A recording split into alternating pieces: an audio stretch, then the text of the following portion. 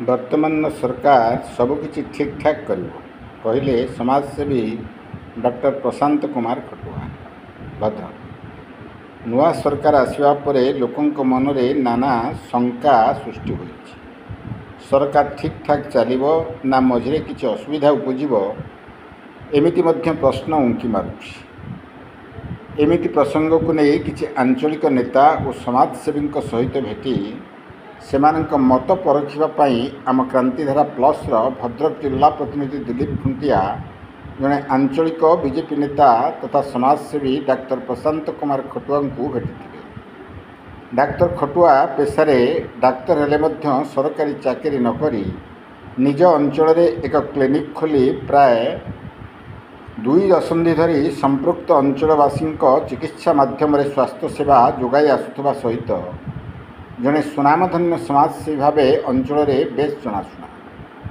दलीय राजनीति ठारू अंचल उन्नति उपरे से बेसी गुरुत्व देता। अतीत में बीजेडी समर्थक थिबा बेले आंचलिक विकास उपरे आशानुरूपक गुरुत्व रहुनथिबा कारणरू एक विकास मंच में सामिल होई पंचायत स्तर में शासक दल को हटाई विकास मंच माध्यम आंचलिक विकास स्वप्न देखी सेथिरे मध्य सुफल आशा मिल नथिबारू 2024 निर्वाचन पूर्व भाजपा सामिल हुई जनसाधारण सहित आत्मीय भाव रही आसुंती कहते। राति पाहिले विभिन्न लोकों भिन्न भिन्न समस्या नहीं तांको पाखरे भिड़ जमाइबार देखा मिलुछि। अंचल विकास को निजर आदर्श करथिबा सेही समाजसेवी तथा आंचलिक बीजेपी नेता डाक्टर प्रशांत खटुआ सह वर्तमान सरकार उपरे केते विश्वास रखा जाय पारे से संपर्क में कथबार्ता समय से कौन मतामत रखुचंती आसंतु सुनिबा। मैंने डॉक्टर प्रशांत कुमार खटुआ समाजसेवी।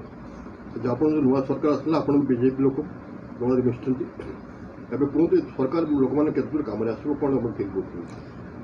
सरकार हूँ लोक मान सरकार गरीब आदिवासी जगार जन को मुख्यमंत्री करा गोटे काठिकर पाठ जहाँ माननीय मोदीजी जहाँ कले ओडिशा सरकार ओडिशार जो मैंने निर्वाचित प्रतिनिधि समस्ते एक सम्मति होती। निश्चित भाव में तल स्तर बा खटिकिया मनीषटे आज जितेबाला जड़े नेता होती निश्चित से गरीब को दुख भर ए कौन सन्देह ना। प्रथम दिन से कार्यकलाप आरंभ कर आपण समस्ते देखुए।